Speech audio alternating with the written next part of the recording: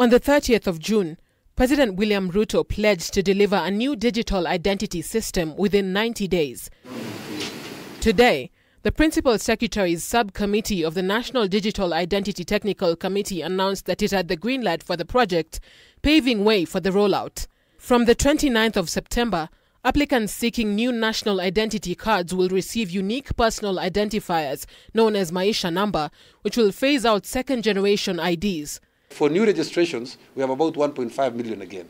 And we are saying for those new registrations, for anybody turning 18, as from the end of this month, they'll be issued with a Maisha card. According to Bitok, the digital identities will be generated from existing government databases, which will be integrated into a master register.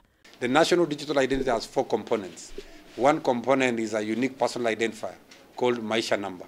The second component is called Maisha card, a third-generation ID, which is a new version of the current ID which we have.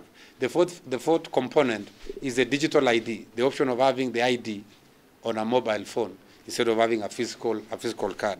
The last component, the fourth component, is what we call National Master Population Register, a register which comprises of all persons living in Kenya. The system is projected to cost 1 billion shillings and will replace the previous government's Huduma number, which cost 10.6 billion shillings. Currently, we are issuing about 3 million new cards annually.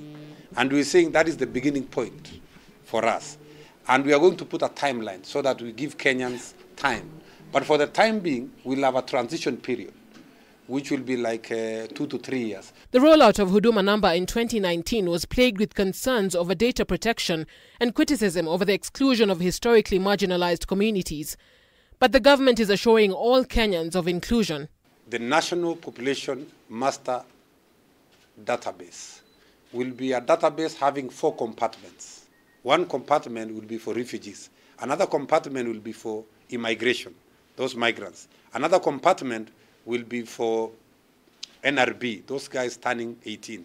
Another compartment will be those guys who are born in Kenya, the one from civil registration. So this is a population register that will be shared across the government. We look forward to walking the journey with the government of Kenya, specifically around the question of how to hardwire inclusion and stakeholder engagement into this important and foundational exercise. The system is expected to enhance access to government services and accelerate the transition to a digital economy. Muriel Adhiambo, K24 TV, Nairobi.